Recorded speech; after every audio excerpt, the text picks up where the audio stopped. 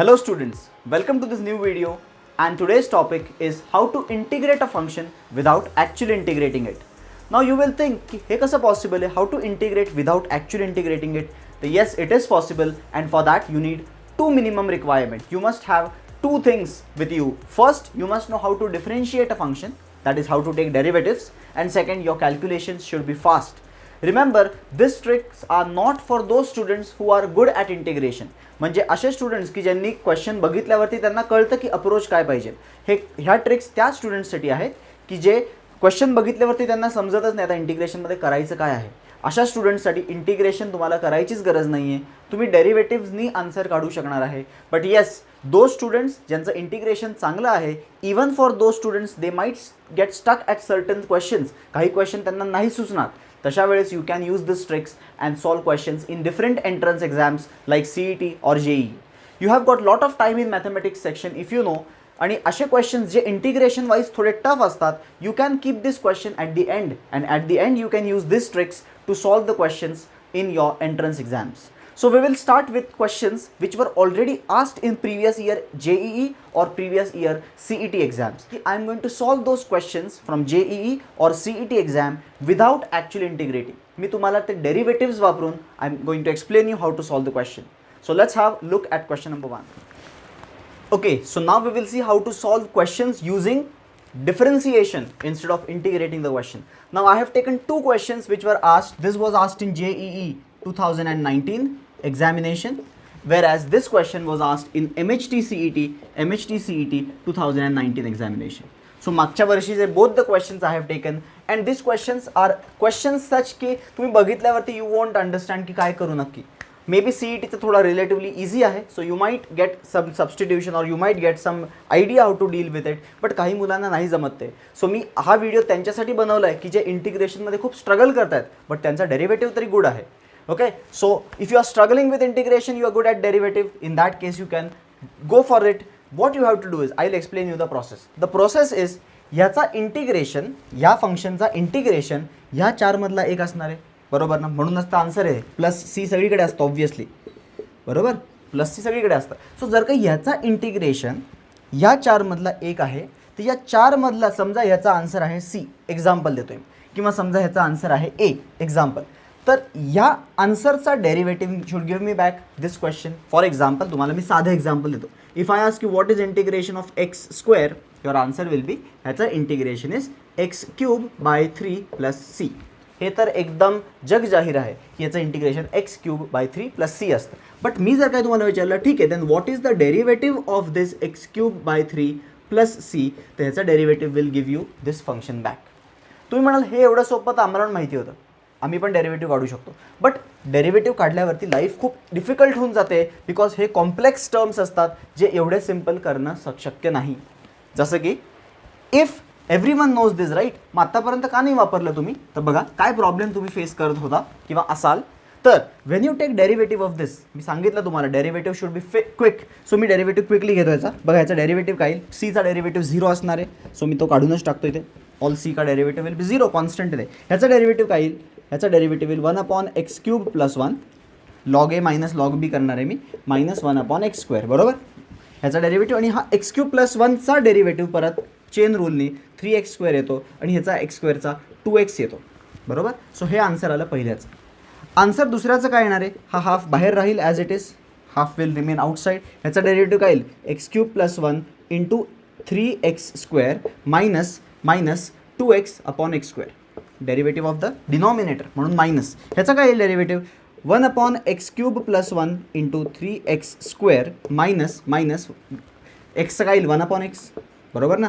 आणि लास्टवाल्याचं काय येईल, लास्टवाल्याचं डेरिव्हेटिव्ह बघा, लास्टवाल्याचं डेरिव्हेटिव्हमध्ये पण हाफ इज कॉन्स्टंट, बाहेरच राहील तो. ह्याचा डेरिव्हेटिव्ह काय येईल, 1/, तो 2 पुढे येईल, 1/x³ + 1² log x, हा x पकडला तर log xचा डेरिव्हेटिव्ह 1/x इंटू परत त्याचं डेरिव्हेटिव्ह काय, इंटू परत त्याचं डेरिव्हेटिव्ह येईल 2 times x³ + 1, 2 times x³ + 1 × 3x².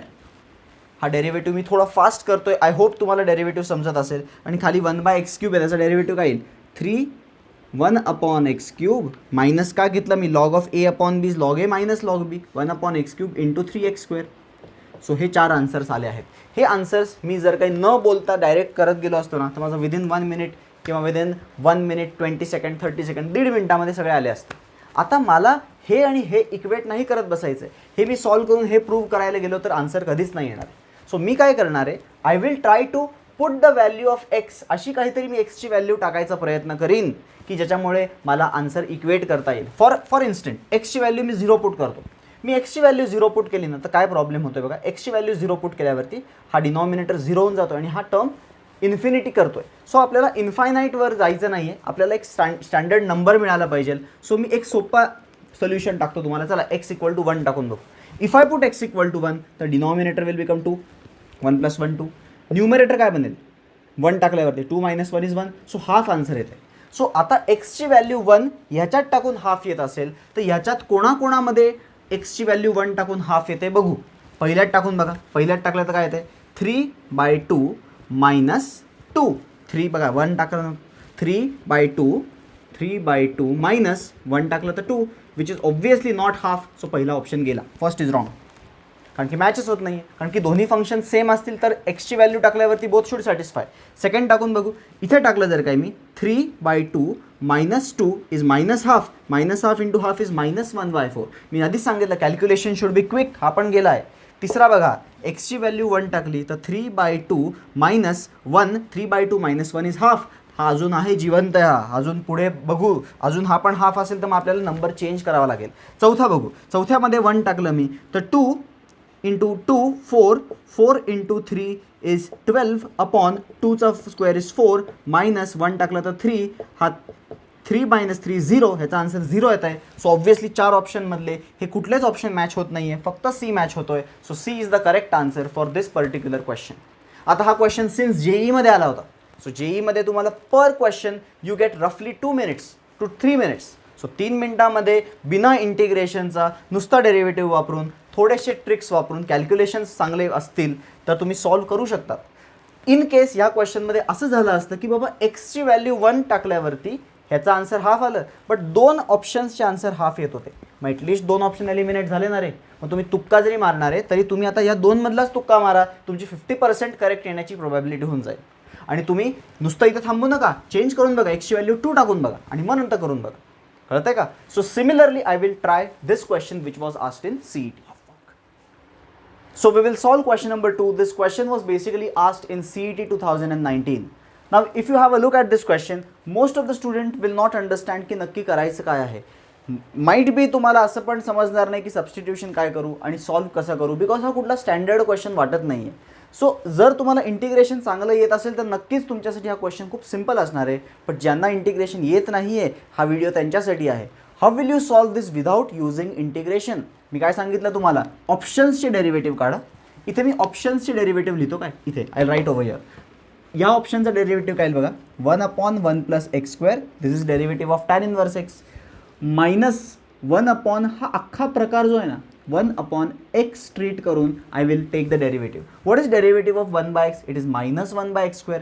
So minus will become plus 1 denominator square which is 4x² x² + 1 the whole square. Denominator आम्ही x अज्युम केला आहे, x, आणि त्याचा आपल्याला स्क्वेअर करायचा असतो, राईट. 1/x डेरिव्हेटिव्ह असतो -1/x².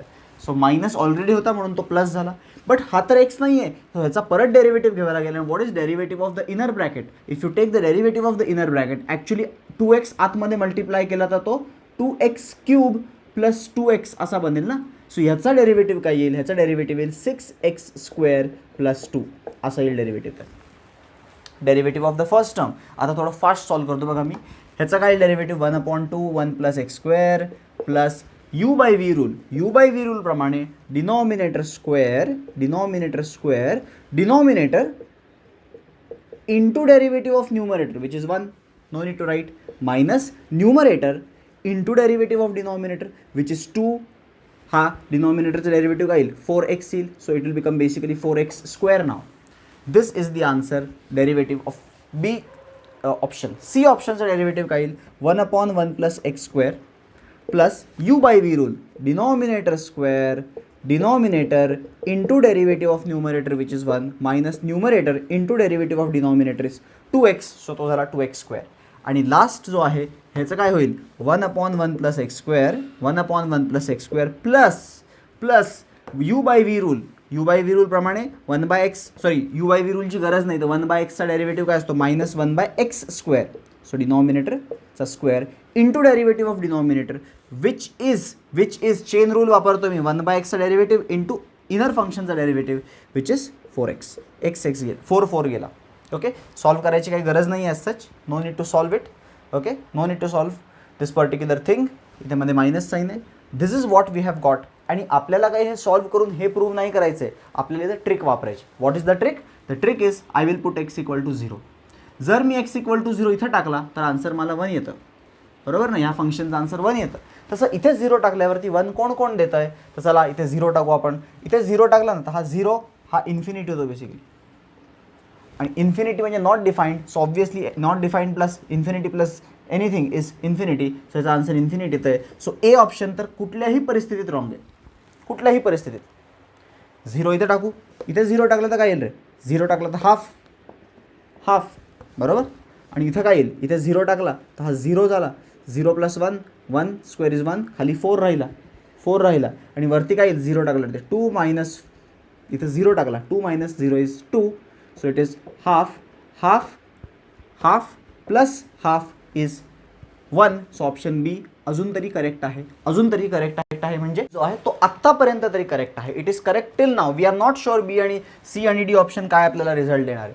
So let us check की सी मध्ये काय येतं. चला x = 1 इथे टाकून, सॉरी x = 0 इथे टाकून बघू आपण. If I put x = 0 over here तर मला सी ऑप्शन काय देणार आहे बघा. 1/1 + 0 इज 1 प्लस मध्ये प्लस आहे 0 टाकलं इथे तर 0 + 1 इज 1 - 0 इज 1 बाय डिनॉमिनेटरमध्ये 0 टाकला तर 1 is 2 which is obviously not. So option C पण रॉंग आहे, फिक्स रॉंग आहे option C. Let us check option D now. Option D मध्ये जर काही मी 0 टाकला असता तर मला 1/1 1 - 0 टाकला तर 0 is 1. So even option D match होतोय रे आता. Even option D is matching. So actually D आणि बी हे दोघंच ऑप्शन क्रिएट करणार आहे प्रॉब्लेम आपल्या लाईफमध्ये. कोण? बी आणि डी. सो आता बी आणि डी मध्ये कुठला करेक्ट आहे ह्याच्यासाठी मला एक्सची कुठली तरी दुसरी व्हॅल्यू चेक करायला पाहिजे. चला लेटेस्ट चेक एक्सची व्हॅल्यू 1 टाकून देऊ. चला 1 टाकून बघू काय येतं. 1 टाकून बघितलं तर आधी डी मध्ये टाकून बघू. असं होऊ शकतं की 1 टाकून पण आन्सर सेम येईल, मग आपल्याला अजून एक व्हॅल्यू चेक करावी लागेल, right. So let us see. बघा ए तर फुल इक्वेशनच्या बाहेर गेला आहे, सी पण ऑप्शन फिक्स रॉंग आहे. आता 1 टाकून बघू बी आणि डी मध्ये काही चेंज मिळतोय. 1 इथे टाकला ना मी तर 1/2 हाफ मायनस इथे 1 टाकला तर 1/1 + 1 2 square is 4 half minus 1/4 is 1/4 असा आन्सर येते. इथे बघू काय येतं. इथे जर काही टाकला 1 तर 1/2 × 2 दॅट इज 1/4. पहिला टर्म 1/4 आला आहे प्लस इथे काय येतं बघा. इफ आय पुट 1 तर 2 × 2 4 - 4 × 1 इज 4 4 - 4 0 1/4 + 0 1/4. अरे बापरे, इथं बी आणि डी परत एकदा 1/4 आले आहेत आणि इथे पण 1 टाकल्यावरती काय येते 1/1 + 1 2 स्क्वेअर इज 1/4. सो 1/4 इथे बी डीला येते आणि तेच आपला आन्सर आहे. So I need to check with the third value. असं होऊ शकतं कधी. चला x = 2 टाकून बघू. आता 2 टाकल्यावरती मला माहिती हा खूप कॉम्प्लिकेटेड टर्म आहे. मी इझी टर्ममध्ये 2 टाकून बघतो की बाबा हा मॅच होतोय. इथे 2 टाकलं जर काही मी तर काय आन्सर एक्सपेक्ट करतो रे मी. 1/1 + 2 square is 4. So 1 + 4 is 5 5 square is 25. So 1/25 कोण देणार आहे, बी देणार आहे का डी देणार आहे, चेक करू आपण. चला आपण डी मध्ये टाकू कारण की डी थोडा सोपा आहे दिसायला. 1/1 + 2 स्क्वेअर इज 4 मायनस 2 एक्सची व्हॅल्यू 2 टाकायची आता. 2 square is 4 4 + 1 5 5 square is 25. So 1/5 minus 2/25. But 5 काय असतो ॲक्च्युली 1/5 इज 5/25 आणि 5 - 2 is 3/25 which is clearly not 1/25. So D answer पण चुकीचा आहे. ऑप्शन बी आन्सर असलं पाहिजे. तुम्ही म्हणाल सर कसं ह्याच्यात टाकून येणार आहे का 1/25 तर येणार आहे, 100% येणार आहे. Latest check. 2 टाकू ह्याच्यात तर बघा 2 टाकल्यावरती काय येईल 1/2 × 2 स्क्वेअर 4 + 1 5. So 2 × 5 is 10. पहिला टर्म झाला 1/10 प्लस आता इथे 2 टाका. 2 square is 4 4 + 1 5 5 2 10 10 minus 4 × 2 square is 4 16 10 - 16 negative येतो बघा तर टर्म. 4 × डिनॉमिनेटर काय येतं बघा 2 स्क्वेअर 4 4 + 1 5 5 4 जा सॉरी 5 स्क्वेअर 25 25 4 जा 100. So 1/10 plus 10 minus 16. What is 10 minus 16 ray? 10 minus 16 तर -6 आहे. -6 ती मायनस साईन इथे लिहितो. So 1/10 minus 6/100. आता हा 10 आहे, हा 100 आहे, ह्याला पण 100 करू. कसं करू 100? 10 नी मल्टिप्लाय डिवाइड करू. सांगा 10 मायनस 6 किती? 4. 4/100 किती? 1/25 असतं 4/100, which is what we were expecting. So option B is the only option which is matching by putting the values of x. This type of techniques are only useful if you are not comfortable with the normal integration methods. Normal integration methods ज्यांना comfortable नाही वाटत, ज्यांना जमतच नाही integration, ते लोक डेरिव्हेटिव्हच्या जीवावरती integration solve करू शकतात. Okay, so we will solve one more question so that आपण यूज टू होऊन जाऊ या मेथडशी अँड तुम्हाला कळेल की ॲप्लिकेशन कसं करायचं आहे ह्या पर्टिक्युलर ट्रिकचं. 2018 CETचा क्वेश्चन होता एक, हा क्वेश्चन आहे तो. आणि ज्यांना इंटिग्रेशन चांगलं येतं ते लोक तर हा सॉल्व्ह करू शकतीलच, एकदम इझी क्वेश्चन आहे. बट ज्यांना इंटिग्रेशन येत नाही त्यांनी काय करायचं आहे? त्यांनी वापरायचं डेरिव्हेटिव्ह. सो क्विकली आपण ऑप्शनचे डेरिव्हेटिव्ह काढून घेऊ. ऑप्शनचं डेरिव्हेटिव्ह काय येईल? e⁻x cot x. सो कधी पण e⁻x इंटू फंक्शन असेल तर त्याचा डेरिव्हेटिव्ह काय येतो? e⁻x cot x minus cosec square x.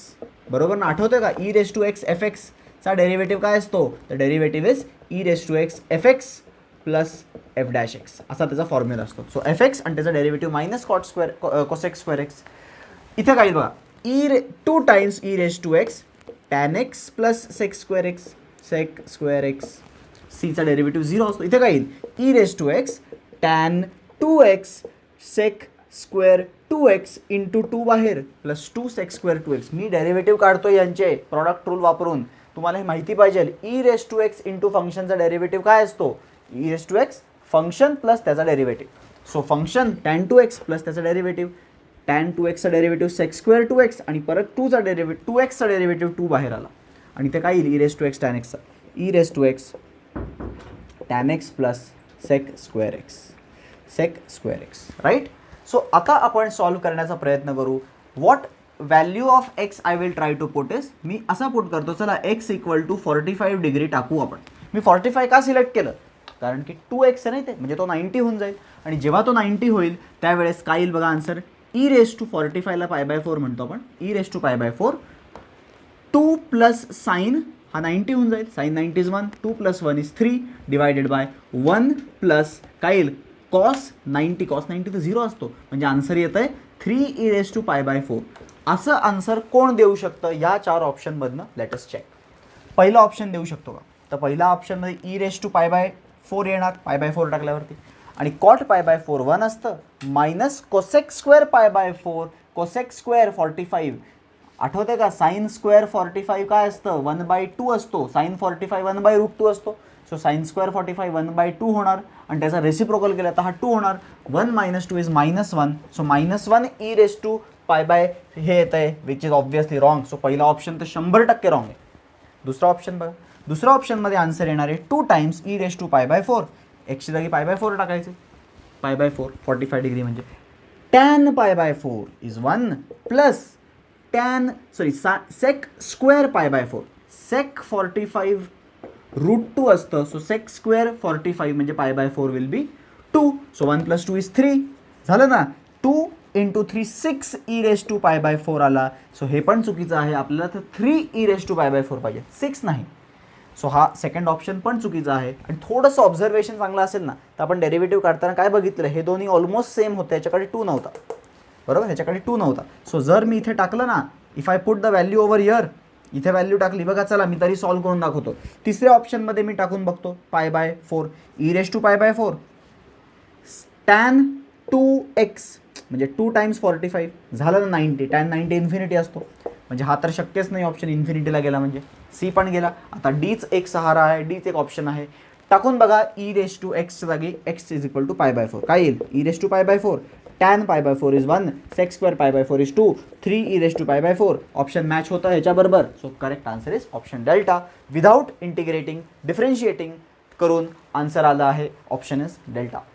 Okay, so this is how we solve questions by differentiating rather than integrating, solving integration without integrating the question. This is the trick that you can use for your JEE mains as well as CET exam.